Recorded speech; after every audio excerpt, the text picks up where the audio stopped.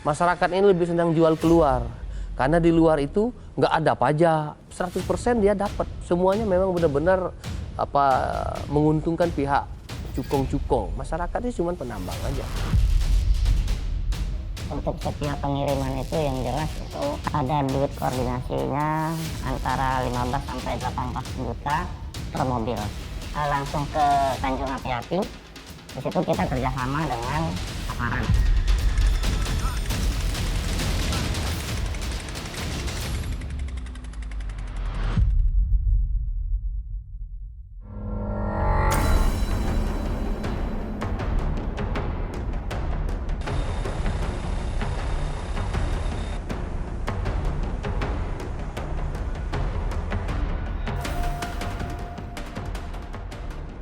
Kabupaten Musi Banyuasin merupakan salah satu penghasil minyak bumi di Sumatera Selatan. Tak heran, di kawasan ini terdapat ribuan sumur minyak tua, baik dari peninggalan Belanda maupun Pertamina.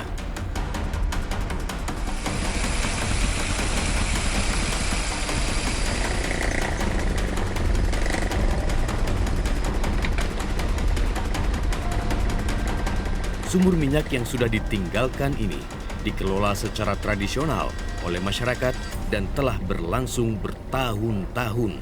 Aktivitas penambangan minyak mentah ini sudah barang tentu ilegal alias tak berizin.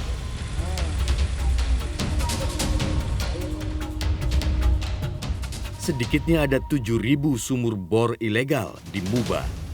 Sumur-sumur tradisional ini menghasilkan sekitar 5.000 barel minyak mentah per hari. Setiap hari, mobil angkutan minyak ilegal lalu lalang menjemput minyak hasil pengeboran. Setelah minyak hasil pengeboran terkumpul, akan disetor ke penampung untuk diolah lebih lanjut. Emas hitam telah menghitamkan sebagian bumi Musi Banyuasin. Keberadaan sumur-sumur ilegal baru terus bermunculan. Perputaran uang yang cukup besar memicu sumur-sumur baru terus bertumbuh. Kalau rata-rata produksi sumur ilegal sebanyak 5.000 barel per hari dan asumsi harga minyak mentah dunia $94 per barel, maka setidaknya duit 7,3 miliar rupiah per hari mengalir dari perut bumi Muba. Penjabat Bupati Musi Banyuasin, Apriyadi, tidak menampik besarnya potensi kerugian di balik praktik ilegal drilling. Hitungan versi Pemkab Muba nilainya mencapai 2,5 triliun rupiah per tahun. Bapak, Mas Puki hitung saja nih, sekarang ini potensinya ada lebih kurang 8.000 sumur. Kalau satu sumur itu 1 barel saja, artinya ada 8.000 barel kan. 8.000 barel per hari yang tidak satu tetes pun tidak masuk ke negara. Semuanya nyebar keluar dan dikelola, dimasak, digunakan, dibawa kemana-mana. Pengeboran minyak ilegal sudah pasti tidak ada hitung-hitungan pajak yang masuk ke kas negara. Ribuan barel minyak mentah terus dieksploitasi, disedot setiap hari demi kantong para cukong pemain minyak ilegal, backing, dan segelintir masyarakat penikmat. Masyarakat ini lebih senang jual keluar, karena di luar itu nggak ada pajak, ya kan? Nggak ada pajak sama sekali, jadi memang 100% dia dapat. Kalau ke sini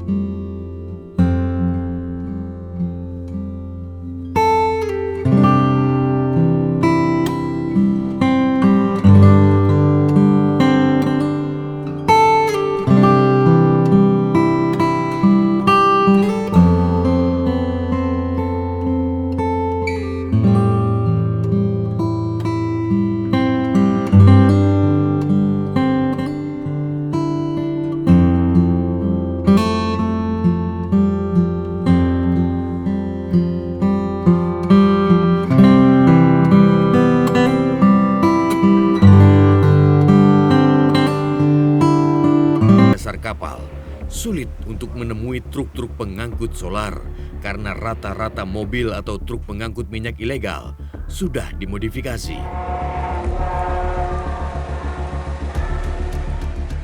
Realitas mendapat pengakuan dari salah seorang sopir yang sering bertemu dengan para penyelundup solar.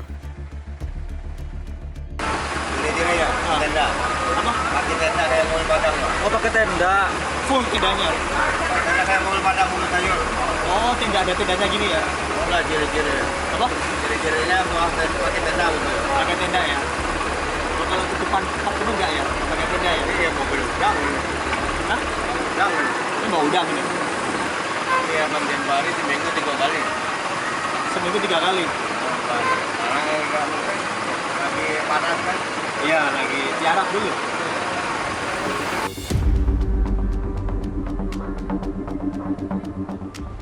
Praktik penyelundupan minyak ilegal masih berlangsung hingga hari ini. Jalur laut menjadi primadona bagi para mafia solar. Lantas bagaimana akhir dari perjalanan solar ini hingga sampai ke pembeli?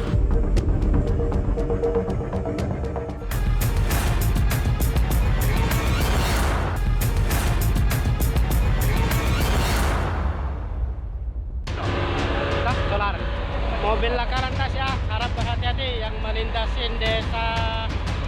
Penyelundupan dan penjualan minyak ilegal asal Musi, Banyuasin, Sumatera Selatan yang dibawa ke Bangka dengan menggunakan kapal penumpang feri terungkap setelah truk pengangkut solar mengalami kecelakaan pada tanggal 1 Oktober 2022 di Kecamatan Bakam, Kabupaten Bangka.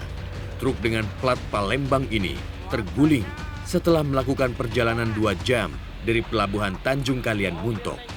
Kecelakaan ini sebagai pintu pembuka penyelundupan solar melewati jalur pelabuhan.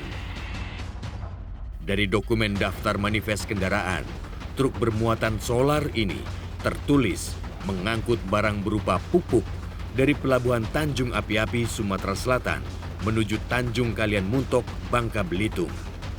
Kecolongan, inilah jawaban yang selalu dilontarkan oleh otoritas pelabuhan. Lebih hati-hati, teliti lagi. Saya kemarin kalau ternyata memang kita ada oknum yang meloloskan, kita proses ya, kita laporkan, ternyata enggak, dalam tanda petik memang tidak tahu, berarti kan kita dibohongi, karena bahasa Palembang itu dibudike ya, dibohongi. Jadi mau diapakan kalau kita nggak bisa buka-buka sampai bawah itu kan, kalau di atasnya sudah pupuk ya sudah kelihatan pupuk, karena atasnya itu menurut anggota di lapangan itu pupuk, ada 2 baris kalau nggak salah, mati kan tertutup tankinya. Kami personil terbatas di sana, tetapi tindakan ini sudah jelas salah ya. Menurut aturan Kementerian Perhubungan tidak boleh mengangkut BBM itu digabung dengan angkutan penumpang umum. BBM itu harus khusus, jadi kapal khusus. Bulusnya perjalanan barang gelap ini tak lain karena adanya setoran atau upeti. Pemain solar ilegal yang ditemui Realitas mengungkap adanya fulus yang mengalir ke pihak aparat. Kita ngirim untuk setiap pengiriman itu yang jelas itu ada duit koordinasinya antara 15 sampai 18 juta per mobil ya. Nah, dengan biaya koordinasi sebesar itu menurut saya wajar-wajar saja kalau itu kemudian bisa kita luluskan masuk ke Bangka. Kalau jalur yang kita gunakan ya dari Musi Banyuasin itu langsung ke Tanjung Api-Api. Di situ kita kerjasama dengan aparat ya. Saya nggak mau sebutin aparatnya siapa, tapi yang jelas kita berkoordinasi dengan aparat itu sampai kepada pihak kapal.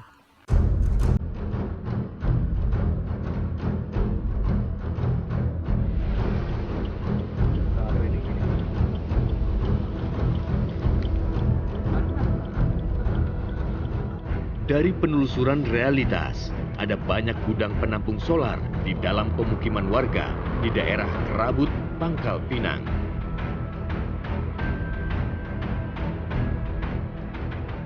Bangunan tanpa nama perusahaan ini tertutup rapat dan dikelilingi oleh seng. Pantauan kami melalui gambar udara, tidak ada aktivitas di dalam gudang tersebut. Yang terlihat hanya 4 mobil tangki dan beberapa tekmon atau tempat penampung minyak.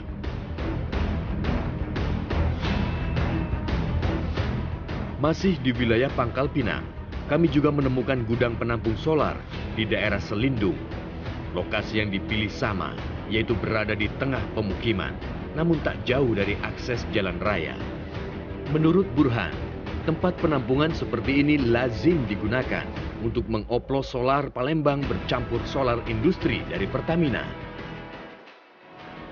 Kita membeli solar industri ya, itu karena kita merupakan perusahaan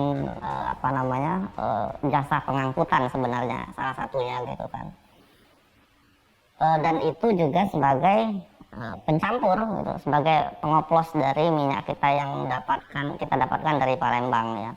Jadi kalau komposisinya itu kadang-kadang 50-50, kadang-kadang 40-50 persentasenya ya. Tak tanggung-tanggung, omset ratusan juta hanya didapat dalam hitungan minggu. Untuk satu gudang saja sebanyak 250 ton ludes terjual dan tentunya dibayar cash di tempat. Itu kita bisa sampai 150 sampai 250 ton kita mengirim dari Palembang. Nah, potong koordinasi dan sebagainya itu kira-kira omset yang kita dapatkan itu di atas ratusan juta ya dalam 1 minggu. Kalau sistem pengirimannya itu per mobil itu 10 ton. Jadi kalau misalnya kita kirim sekali kirim itu biasanya 3 sampai 4 mobil, kadang-kadang kalau permintaannya banyak sampai 5 mobil sekaligus satu kali kirim. Dalam 1 kali kirim ya, 1 kali pengiriman, jadi 5 mobil. Solar Palembang terus merajai pasokan bahan bakar di Bangka Belitung, namun jumlah tonase yang ditangkap tak seberapa. Modus yang beragam disinyalir membuat kepolisian kebingungan atau tutup mata. Dan inilah salah satu truk yang dimodifikasi untuk diselundupkan. Inilah truknya, di sini ada seperti aluminium yang dimodifikasi yang nantinya memuat 10 ton atau ketika dikonversi itu senil sebesar atau memuat 10.000 liter solar. Faktanya, pasokan solar ilegal asal penambangan minyak ilegal dari Musi Banyuasin, Sumatera Selatan mengalir deras setiap harinya di bumi serumpun Sebalai. Industri pertambangan di kawasan Bangka Belitung diduga sebagai tempat akhir tujuan bahan bakar oplosan ini.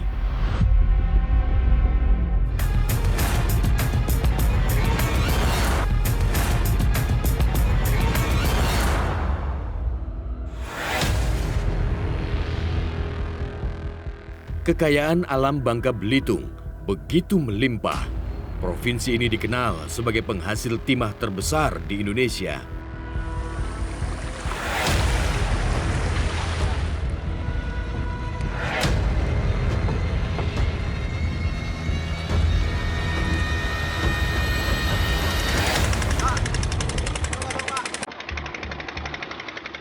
Realitas bertolak di wilayah Sungai Liat, perjalanan 1 jam dari Pangkal Pinang, ibu kota Bangka Belitung.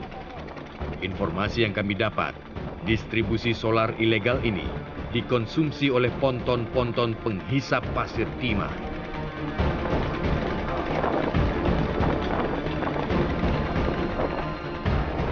Dengan kapal nelayan, Realitas mengarungi pusat penambangan di Sungai Liat. Hanya 15 menit perjalanan atau berjarak 2 km dari bibir pantai, aktivitas ponton isap produksi atau PIP terlihat berjejal, berlomba mencari timah. Ya, mesin dongfeng penghisap timah ini memerlukan 20 liter solar perharinya. Siang, Bang.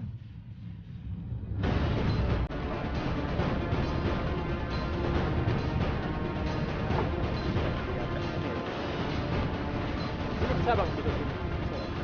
Penambang yang kami temui menjelaskan asal-usul solar ini. Untuk kebutuhan penyedotan nih berapa liter? Satu harinya 1 tank lah. Satu tank itu berapa liter? Satu tanknya 20. 20 liter ya? Ya, 20 liter. Beli berapa kalau 20 liter tuh beli solarnya berapa? Kalau beli solarnya kita nggak tahu Pak masalah belinya. Kita kan ada bosnya. Bosnya ini kan dari Palembang katanya minyaknya dari sini Pak. Berapa belinya kalau nggak tahu kita Pak. Soal kita kan sebagai anak buah ini kan cuma tahu kerja Pak. Jadi kalau sudah ada minyaknya kita kerja. Kalau nggak ada minyak kan kita nggak kerja. Tapi di sini sulit ya untuk cari minyak itu? Kadang-kadang sulit juga. Para penambang di sini hanya sebagai pekerja atau orang suruhan. Solar penggerak mesin disuplai oleh masing-masing bos.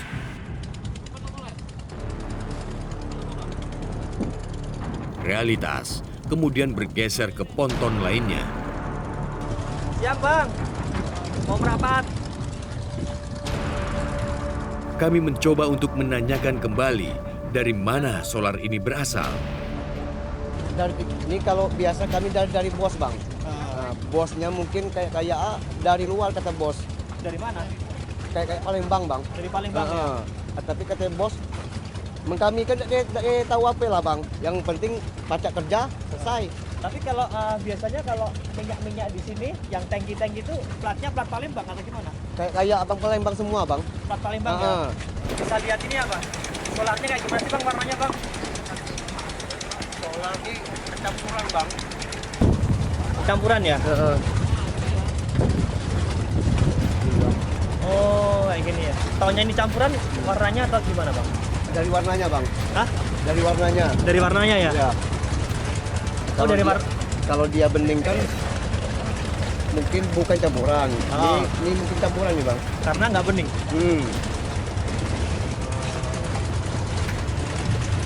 Oh iya ya. Bentar. Jadi kalau untuk salah satu cara yang paling mudah untuk mengetahui bahwa ini solar oplosan atau solar murni adalah ketika kita pegang akan lama mengeringnya. Nah, solar ini lama mengeringnya artinya ada campuran. Namun ketika kita cara membuktikan yang paling sederhana saja, ketika di tangan solar ini dia yang asli dia akan cepat mengering. Tapi kalau solar ini ketika di tangan ini akan susah atau lama mengeringnya karena memang ini sudah tercampur dengan minyak lain. Disinggung keterlibatan mitra Pertamina dalam urusan mencampur solar ilegal, Pertamina akan menindak tegas jika ditemukan indikasi tindakan ilegal. Kami selalu menghimbau kepada mereka bahwa tidak boleh untuk melakukan pembelian BBM di luar daripada Pertamina. Dalam artian apabila mereka katakan membeli BBM setengahnya Pertamina, setengah lagi di luar, apabila terbukti mitra kami melakukan hal seperti itu, maka kami akan memberikan sanksi tegas kepada mereka. Kami pun juga berkoordinasi dengan pihak APH, mensosialisasikan kepada masyarakat ataupun kepada mitra kami, mau itu SPBU ataupun agen, bahwa memang pengguna-pengguna itu semua sudah ada sektornya masing-masing. Untuk industri seperti apa, untuk kendaraan darat, untuk yang non-subsidi dan subsidi seperti apa sudah kami sosialisasi. Fakta yang realitas dapati, kuota solar Pertamina untuk wilayah Bangka dalam satu hari sebanyak 440 ton. Ini adalah hitungan untuk kebutuhan di angkutan darat dan laut. Masalahnya adalah para penambang timah ilegal ini tidak masuk kategori dalam hitungan Pertamina. Dari temuan realitas di lapangan, setidaknya dalam satu truk muatan 10 ton, ada upeti 15 juta rupiah yang harus dibayarkan agar perjalanan solar dari Palembang aman terkendali. Backing dan setoran ke sejumlah oknum aparat inilah yang menjadikan bisnis ini terus berlangsung. Bahwa anggota kepolisian tidak ada yang bermain-main dengan hal-hal yang ilegal. Dan kita tahu sendiri Bapak Kapolda pun ya sudah berkomitmen, dia akan menyampaikan apabila anggota terlibat dengan kegiatan yang bersifat ilegal, narkotika dan sebagainya akan ditindak tegas. Persoalannya mungkin belum terlacak atau memang belum diketahui saja. Tapi kalau memang itu ditemukan, saya pastikan itu ditindak oleh Pak Kapolda berikut dari Propam, pasti ditindak. Hingga hari ini, penyelundupan solar ilegal dari Sumatera Selatan masih berlangsung. Pengawasan antar lembaga berwenang hanya formalitas belaka. Praktik ini telah berlangsung bertahun-tahun. Ya, perputaran uang yang fantastis menjadikan aktivitas ini tak pernah mati.